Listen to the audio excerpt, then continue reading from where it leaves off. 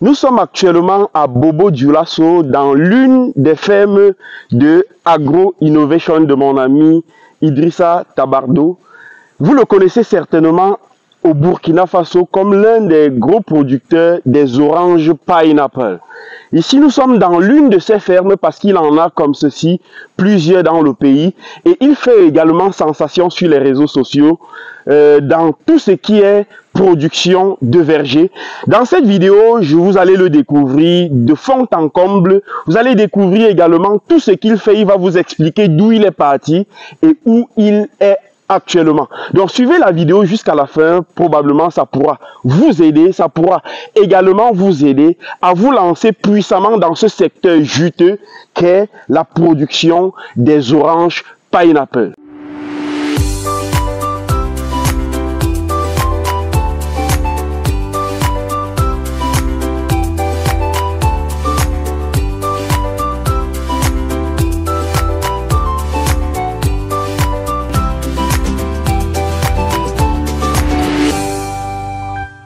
Idrissa, bonjour. Bonjour Tammy.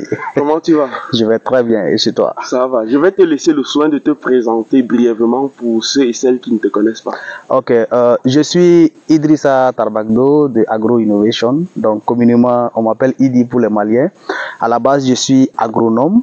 Maintenant, quelques années passées dans le monde du développement rural et aussi avec les ONG. Aujourd'hui, nous sommes là pour réaliser ce pourquoi nous sommes nés. Donc, je suis le promoteur de Agro Innovation. J'ai la ferme Fatis. Je préside aussi une coopérative de producteurs de moringa, communément appelée Eco Moringa, qui est membre aussi de la fêtière de la filière moringa dans la région des Hauts-Bassins. Donc, nous installons les fermes, nous fabriquons les engrais organiques sur mesure après avoir analysé les sols.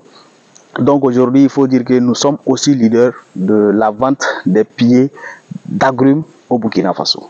D'où te vient la passion de l'agriculture? Tu sais, depuis, je me rappelle, en 2011, j'ai vendu du haricot et payé une saucisse Bargo à hauteur de 30 000 francs CFA pour un enfant de 18 ans. Depuis ce moment-là, j'ai su que ce secteur-là est juteux. Vu que je suis issu d'une famille pauvre, il fallait réellement produire pour non seulement se prendre en charge, mais aussi aider mes proches aussi qui sont dans les difficultés. Donc, la raison principale et l'énergie qui m'a poussé à me lancer dans l'agriculture, c'est en réalité la pauvreté, mon frère. Oui. Ouais. Mais il faut rappeler que tu as commencé ton cursus comme fonctionnaire je ne vais pas dire fonctionnaire, mais comme cadre dans des ONG. Oui. Pourquoi tu as démissionné des ONG pour te lancer dans ton propre business? Qu'est-ce qui se passait en réalité? En fait, il faut savoir que j'ai fait d'abord les sciences biologiques à l'université de Bobo Dioulasso. Aujourd'hui, on appelle l'université Joseph Kizerbo. Après ce moment, un jour, c'est pour cela que c'est bien d'aider. Parce que j'étais assis dans la maison où une dame est venue toquer à ma porte, me demander d'aller déposer des dossiers dans une école d'agriculture qui était, c'était les dossiers de la femme de son frère. Et quand j'ai pris, je suis allé pour déposer. Moi-même, je n'avais pas cette information qu'il y avait une école qui formait les gars qui avaient le baccalauréat pour qu'ils deviennent ingénieurs. Donc pour ça, quand je suis allé, il y a quelqu'un, le chauffeur m'a demandé, mais attends, que tu viens pour déposer les dossiers? J'ai dit oui. Ah, que donc il faut tout faire pour déposer. Que si tu arrives à déposer, tu ne vas pas chômer. Voilà ce qui m'a posé. Parce qu'en son temps, on ne pouvait pas avoir même 200 francs, hein, mon frère. Voilà. Donc, en même temps, j'ai déposé les dossiers. Je ne savais même pas exactement où est-ce que j'allais trouver l'argent pour payer la scolarité. Non. Mais Dieu fait grâce. On a pu solder la scolarité du début jusqu'à la fin. Je suis sorti d'abord technicien plein et j'ai commencé à postuler. J'ai d'abord commencé même ma carrière dans une industrie de fabrication des aliments pour l'élevage moderne. Et après ça, j'ai décroché un poste dans une ONG de la place. Donc, à l'issue de ça, il faut dire que j'ai travaillé. Si c'est le travail, réellement, je sais que je suis un travailleur. Le déclic est venu quand je suis allé faire une formation au Bénin où on m'a rempli la tête avec plus de 64 thématiques pratico-pratiques. Bon, De là-bas, j'ai rédigé ma lettre de démission parce que ça allait être un crime que je revienne m'asseoir pour encore travailler sur du papier. Et pourtant, on avait la possibilité de pouvoir produire, on avait la connaissance, la compétence et puis le courage pour ça. C'est la raison pour laquelle j'ai décidé carrément de tout laisser tomber et de me consacrer uniquement aujourd'hui dans la production végétale. Bon, il faut dire dans le secteur agro-silvopastoral. Mais il faut quand même rappeler, ton salaire n'était pas quand même petit. Ah oui, mais bien sûr. Est-ce que c'est facile de lutter un salaire de 500 000 francs chaque mois pour se consacrer à son propre business? Vu que beaucoup de jeunes, lorsqu'ils ont quand même quelque chose, un salaire qui les permet déjà de subvenir à ses besoins, il ne faut même pas leur parler d'entrepreneuriat. Comment tu réussis à laisser un salaire de 500 000 francs le mois pour créer ton business? Tu sais, ce qui est très intéressant aujourd'hui est que par jour, je peux dépenser 500 000. Mais ça n'a pas été quand même facile. Parce qu'il y a un sacrifice à faire. Je savais qu'il y a un sacrifice le jour que je partais. Mais pour être honnête avec toi, ce n'est pas aussi simple. Et ce n'est pas aussi donné à tout le monde de faire ce que nous faisons aujourd'hui. Depuis en son temps, je me suis rendu compte que je suis fait pour des situations difficiles. Je suis fait pour décanter en fait les situations difficiles.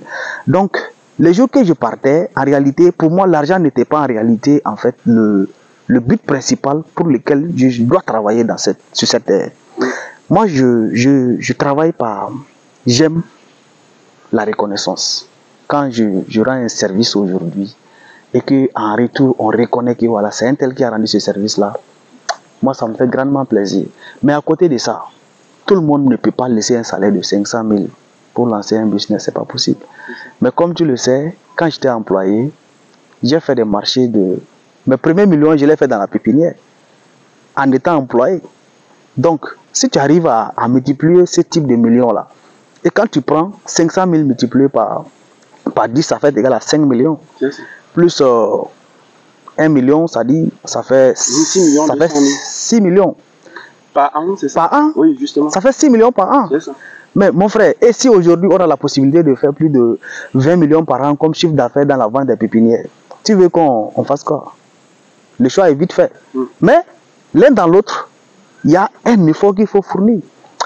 Mais de l'autre côté, c'est vrai, c'est le confort. On est dans les salles climatisées. Voilà que nous sommes sous le soleil aujourd'hui, mais en retour, on a un peu de feuilles pour manger, bien sûr. C'est ça. Ouais. Alors, parlons maintenant des oranges pineapple. Ouais. Pourquoi les oranges pineapple et non une autre variété d'oranges? Tu sais, on travaille pour gagner. Hein. Si il faut travailler pour peut-être chaque jour venir regarder les arbres à travers les beautés, ça n'a pas de sens. Les oranges pineapple, en réalité, c'est une variété d'agrumes qui est extrêmement merveilleux. Tu as goûté le fruit. D'ailleurs, tu vois, ce pied-ci, il n'a pas plus de 2 ans. Mais il a déjà commencé à produire les fruits. Donc, si on a 3 récoltes par an sur un hectare, et à partir de 5 ans, tu as un pied qui est capable de te donner plus de 600 kilos. Si tu fais une extrapolation, toi qui es l'ange, tu es l'ange de la haute densité. Oui, tu es l'ange de la haute densité. Bon, imagine quelqu'un qui fait environ 800 pieds de ça sur un hectare en haute densité et il a la possibilité d'avoir par pied les 600 kg. Quand tu fais l'extrapolation, mais mon frère, le choix est vite fait. Étant donné que tu ne peux pas payer ça une fois sans revenir la deuxième fois payer. C'est extrêmement sucré. Malgré que il n'est pas mature, il est extrêmement sucré. Donc ça fait que c'est non seulement la cible au Burkina Faso ici, et même d'ailleurs en Afrique de l'Ouest, les gens aiment ce qui est sucré. Les gens n'aiment pas ce qui est aigre. Donc c'est la variété par excellence qui a un goût extrêmement sucré, qui est surtout même similaire au goût de l'ananas. C'est la raison pour laquelle il y a le mot pineapple derrière. Donc oranger pineapple, premièrement, très résistant surtout à la sécheresse, et qui donne des rendements exorbitants. Tu as 3 récoltes par an, et puis je pense que le reste est connu, quoi. Voilà. C'est étonnant, hein? Ah ouais. Parce que tu vois, lui, il n'a pas plus de 2 ans. Mais le voilà. Dans la grande ferme où on fait assez de récoltes, quand tu arrives là-bas, mais tu deviens fou. Puis la majorité des cas, je prends l'exemple du Gabonais qui est venu ici. On a fait d'abord le week-end vert. Il a fait beaucoup d'efforts parce qu'il a pris son billet d'avion depuis le Gabon. Il est venu ici. J'ai trouvé nécessaire de lui donner tout le paquet technologique qui tourne autour des agrumes. Je l'ai fait, on est allé à la ferme mère où il a vu, il était fou. Si les gens même regardent sur la page Facebook, je pense que j'ai partagé un peu ce qu'il disait. Là-bas, il y a les Tangelo Orlando, il y a les Clémentiniers Fortune, il y a les citronniers Lime de Tahiti, il y a les citronniers ordinaires greffés et puis il y a les orangers Pineapple. Donc, c'est des spécimens que nous avons, donc, qui sont extrêmement rentables, qui nous permettent aujourd'hui de vivre, hein, de pouvoir prendre soin de nos familles et aussi de pouvoir réinvestir en fait le gain que nous avons investi. Qui, quoi qu'on fasse, je pense que c'est l'ensemble des actifs qui font rentrer de l'argent, qui fait que bon, on peut aspirer à une richesse exorbitante à l'avenir. Aujourd'hui, tu exportes même des plants des oranges pineapple. Tu ne te concentres pas exclusivement au Burkina Faso. Ouais. Comment tu fais pour exporter, par exemple, des plants au Cameroun? Si un Camerounais qui regarde cette vidéo a envie d'obtenir des plants des orangers pineapple, comment tu fais pour exporter ça au Cameroun afin qu'ils reçoivent ça et que ça ne soit pas sec? Oui, absolument. Tu sais, ça fait, je pense que ça fait, on a au moins 9 ans d'expérience dans ce domaine-là. Il a fallu courir un peu partout. Le Tchad, la République de Guinée, la RDC Congo, et comme tu disais, tout de suite le Cameroun.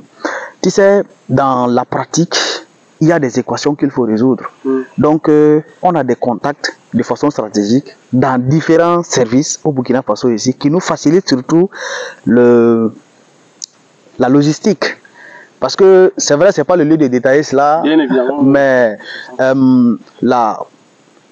cette semaine même d'ailleurs, j'ai une équipe qui est à Tumodi, en République de Côte d'Ivoire, pour installer un verger de 3 hectares d'agrumes. Mais c'est des gymnastiques qu'il faut faire. Mais je pense que c'est quand il y a les problèmes que nous existons. Sans les problèmes, nous devons quand même quitter même cette terre. Donc ça veut dire qu'on a la solution pour pouvoir envoyer. Ça peut aller par le vol. Surtout si c'est le Cameroun, c'est le vol qu'on privilégie. Et là aussi, il faut savoir qu'il y a les histoires de certificats phytosanitaires parce qu'il faut l'inspection d'abord des services techniques de l'agriculture pour voir que les plis que nous sommes en train d'envoyer ne sont pas malades, ne portent pas de germes et autres. Et là où ça va aller, pour ne pas que ça parte affecter d'autres plantes. Donc, tous ces rouages-là sont là. Dès que tout ça s'est organisé, on a la possibilité d'envoyer des arbres racines nus.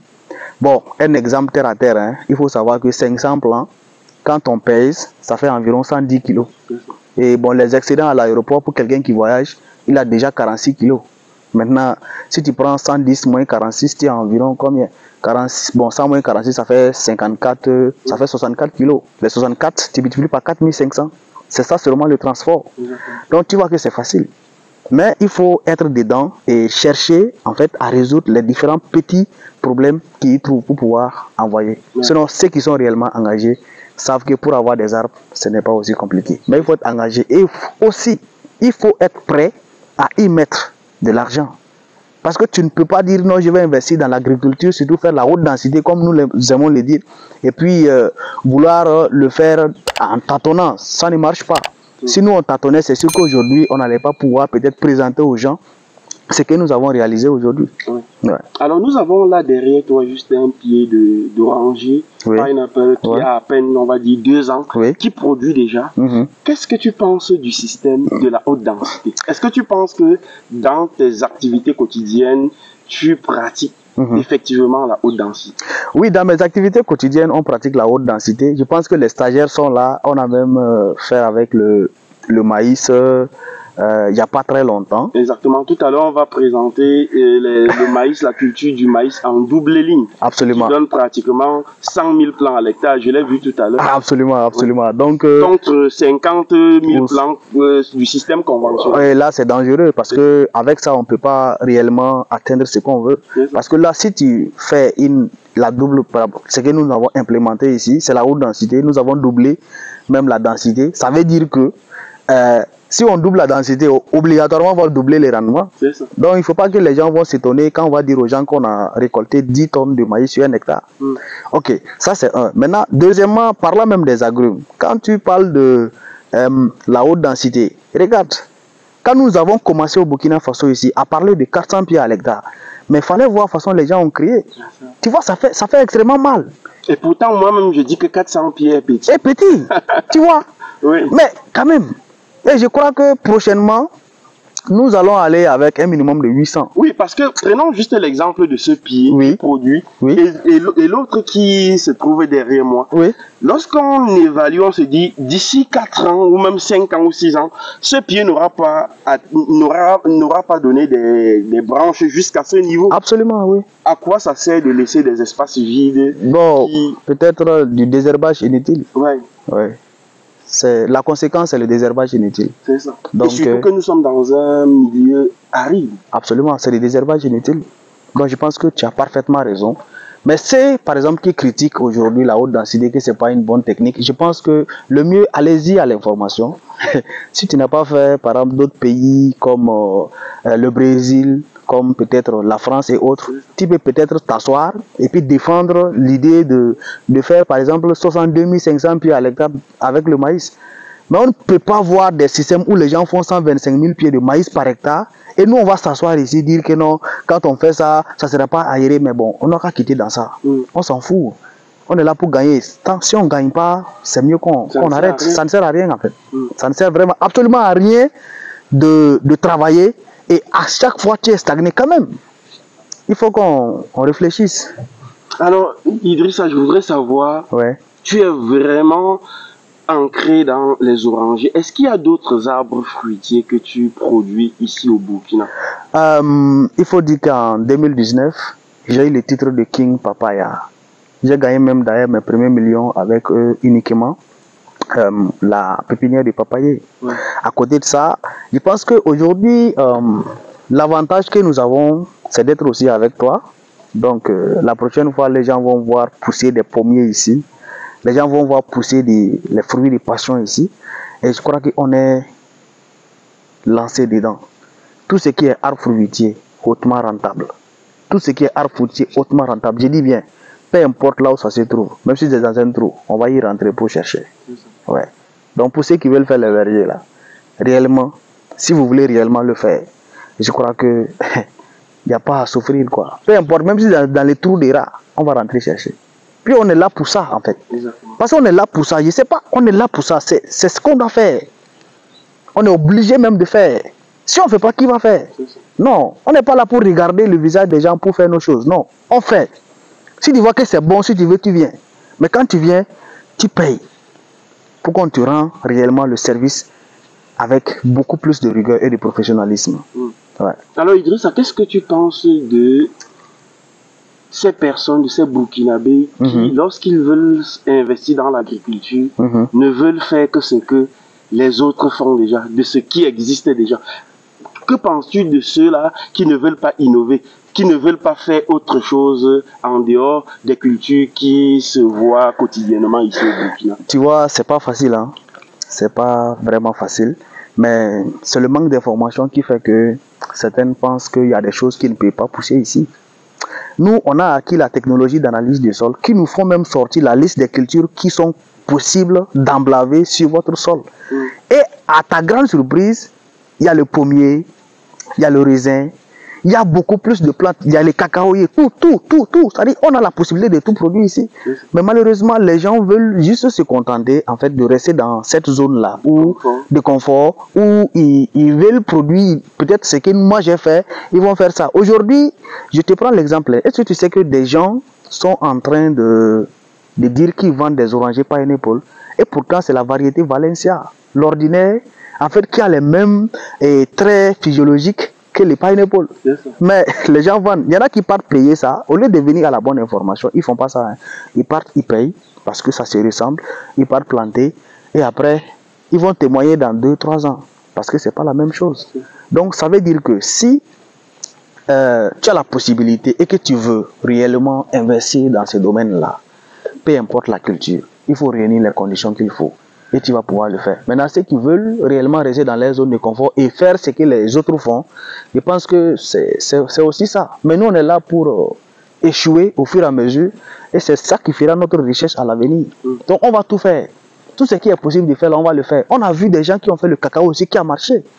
Le blé cette année, je pense que même le gouvernement a interdit l'importation de la farine du blé. Et nos boulangeries aujourd'hui fonctionnent avec le blé produit au Burkina Faso. Il a fallu que son Excellence, le capitaine Ibrahim Traoré, puisse dire des choses pour réveiller. Et aujourd'hui, je pense que la journée d'hier, il a appelé la jeunesse à aller défricher les champs. Parce qu'il y a des tracteurs pour nous, pour pouvoir labourer les champs. Et ceux qui ne sont pas organisés doivent s'organiser en coopérative et avoir des grands espaces. Parce qu'il y a des tracteurs pour la préparation du sol. Qu'est-ce qu'on veut encore? Il faut travailler. Il faut travailler. Alors tout à l'heure, j'ai vu une panoplie de tuyaux Oui. que tu utilises pour irriguer des plantations. Bien J'ai vu sûr. également des étangs piscicoles. Ouais, ouais. Pourquoi tu veux faire l'agriculture, la pisciculture? Est-ce que tu ne penses pas que c'est disperser des énergies pour rien? En réalité, la clé de la richesse se trouve dans l'intégration des différents systèmes de production. Ouais. Moi, je l'ai dit toujours. Tu as vu le gros bassin qu'on a creusé avec la machine, c'est pour stocker de l'eau et mettre les poissons dedans. Ouais. Le gros bassin aussi que tu as vu avec la structure métallique, ça c'est pour stocker l'eau et irriguer. Et c'est pas fait au hasard, non. C'est des équations qu'on résout au fur et à mesure. Ça fait maintenant 3 ans que je suis en train de chercher la bonne solution pour pouvoir irriguer efficacement un verger. Donc là, c'est 3 hectares. On a un bassin de 300 mètres cubes. Et comme nous savons que 100 mètres cubes, c'est la quantité d'eau qu'il faut pour pouvoir arroser efficacement 1 hectare. Ça veut dire que si on a 300 mètres cubes, on a la possibilité d'arroser efficacement 3 hectares. Donc le système de stockage d'eau aussi est là. On a 2 forages sur ce site-là. Donc le rôle des forages, c'est de puiser l'eau pour remplir uniquement le bassin. Donc, mais les gens disent que non, j'ai un château de 5000 litres, ça peut faire quoi? Rien du tout. Nous sommes dans un pays réellement tropical où le soleil va framponner et puis enlever la quantité d'eau qu'il faut.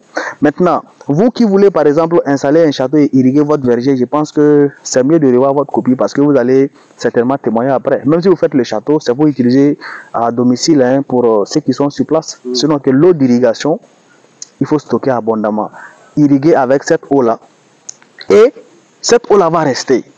Donc, pour les tuyaux d'irrigation, en réalité, c'est pour faire une installation concrète qui va pouvoir tenir jusqu'à 20 ans.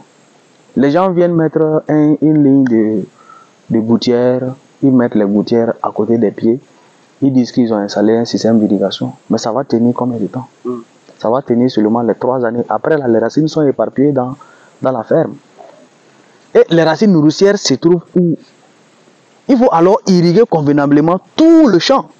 Là, en ce moment, peu importe la position de l'arbre et peu importe la position des racines, il va tirer l'eau du sol. C'est de ça qu'il s'agit. Mais ces tuyaux d'irrigation, par exemple, ils sont rares ceux-là qui vont accepter, ils mettent de l'argent pour payer. Parce que ce sont des 25 mm. On a des gouttières qui sont capables de te donner 187 litres d'eau par heure. Mais c'est de l'argent, c'est un investissement. Et Dieu merci, aujourd'hui, nous avons la possibilité parce que nous faisons venir du matériel et nous vendons ce matériel-là et nous installons aussi les systèmes d'irrigation pour ceux réellement qui veulent avoir un système d'irrigation adapté et réellement compatible avec les vergers. Ouais, il faut aussi dire que tu as allié à toutes ces activités l'apiculture. Pourquoi l'apiculture? Mais mon frère, tu sais que sans les abeilles, on va mourir. Ou bien, parce que pour que ce fruit-ci apparaisse, il fallait que l'abeille vienne intervenir sur les fleurs, qu'il enlève le pollen pour aller mettre dans les pistils. Ouais. Donc, sans l'apiculture, est-ce qu'on va avoir des fruits de qualité? On ne peut pas. Mais c'est aussi l'occasion de dire à tous ceux qui sont en train d'installer les vergers actuellement, là, ils doivent installer des ruches. Ils sont obligés. S'ils ne le font pas, ben, ils vont nous appeler. Allô, monsieur Tarbagdo, bon, j'ai mon verger qui ne donne pas très bien. Il dit, ok, il n'y a pas de souci. Donc, quand ça fleurit, les fleurs tombent. Ou bien, il dit, donc, il n'y a pas de souci. Bon, on a des riches qu'on peut mettre en location. C'est ça. Voilà. Dans votre verger. Pour polliniser. Pour polliniser. Et après, bon, vous payez et nous ramenons nos riches chez nous. C'est ça. Donc, c'est ça. Avec du miel. Ah, absolument. Et puis, surtout du miel d'agrumes. Donc, ça veut dire que c'est des activités complémentaires. Oui. L'un sans l'autre, ça ne marche pas bien. Donc, il faut obligatoirement beaucoup de ruches dans un verger, que ce soit un verger de mangue, que ce soit un verger de citronnier, de tangelo, d'oranger pineapple ou autre chose, même si c'est les pommiers. Parce que, je l'ai appris auprès de toi, que la majorité des plantes qui font les fleurs sont des plantes mellifères. Donc, si vous produisez aujourd'hui, vous devez avoir obligatoirement des ruches chez vous. Il faut que vous ayez des ruches. les riches surtout. Exactement. Je t'ai dit. Voilà, tout à l'heure, nous allons récolter du miel dans quelques-unes de tes ruches. Oui. On va l'appeler probablement du miel d'orange pineapple. Absolument, absolument. Parce que là, tu sais, ces ruches-là attendaient juste que tu viennes. Hein. Ah oui, bien sûr, parce que c'est juste le prototype. Et comme tu es là, je crois que nous avons longtemps discuté. Donc, comme nous faisons des week-ends verts ici et des semaines vertes, nous sommes dans la dynamique d'installer le rucher pédagogique dans laquelle on va retrouver quand même tous les types de ruches qui sont fabriqués ou bien qui sont possibles d'être fabriqués pour pouvoir réellement rentabiliser le maximum possible. Exactement. Donc pour ça, gars, on va récolter le miel. Voilà, et après on va également installer d'autres. Ah oui, absolument, absolument, absolument. Il y a quelques riches qu'on va installer, oui. Un mot de fin, Idrissa, pour tous ceux qui t'écoutent. Bon, je dirais que je suis aujourd'hui très content de dire ce que je suis en train de dire et je te remercie vivement. Et je crois que nous sommes en train d'écrire une histoire. Ce n'est que le début. On n'a pas encore rien fait. Donc, dans aussi la discussion, souvent, on peut dire des choses qui ne... Bon. Tu vois, j'ai des difficultés en fait quand j'arrive à ce niveau-là. Voilà. Donc, nous avons une histoire à écrire. Je lance un appel aujourd'hui à toute la jeunesse burkinabé, en particulier africain en général. Comme le dit le grand frère Claudel Novissier, le Burkina n'est qu'un quartier et c'est l'Afrique qui est notre pays. Nous devons nous battre bec, ongle. Si vous étiez assis, levez-vous. Si vous vous êtes levé, il faut courir parce que nous devons travailler jusqu'à ce que nous allons imposer le respect dans tout le continent africain et dans tout le monde entier. Je dirais merci à toutes, merci à tous, que Dieu bénisse abondamment. Et aussi, il faut faire, c'est en faisant qu'on se perfectionne. La perfection à 100% n'existe pas. Donc, on doit aller au champ. On doit aller au champ. Je pense que c'est ce que nous devons faire. Si nous ne le faisons pas, personne d'autre ne le fera à notre place. Il faut qu'on le fasse. Merci beaucoup, Tamir. Merci beaucoup, Idrissa. Ouais. Cette vidéo t'a intéressé, il ne te reste plus qu'à liker. Partage la vidéo sur ta page et sur d'autres plateformes possibles. Et enfin, rends-toi sur notre site internet www.tamijardin.com où tu découvriras une multiplicité de plantes fruitières qui te permettront, toi aussi, de te lancer puissamment dans ce secteur. À tous mes amis du Burkina Faso, je serai à Ouagadougou le 24 mai 2025 pour la 3e session de formation des nouveaux apiculteurs professionnels africains. Nous parlerons également de la création intensive de vergers et je vous dirai des vergers stratégiques et hautement rentables dans lesquels vous devrez absolument investir votre argent. La même formation se fera du côté d'Abidjan en Côte d'Ivoire. Ce sera le 31 mai 2025. Alors mes amis burkinabés et ivoiriens qui m'avaient demandé quand est-ce que je viendrai chez vous pour d'autres formations, alors voilà les dates, le 24 à Ouagadougou et le 31 en Côte d'Ivoire à Abidjan. Je vais laisser un lien dans la description de cette vidéo. Vous cliquez sur ce lien, vous remplissez le formulaire qui s'y trouve et un membre de nos équipes pourra vous contacter pour vous donner toutes les modalités pour participer à cette formation. À très bientôt mes amis.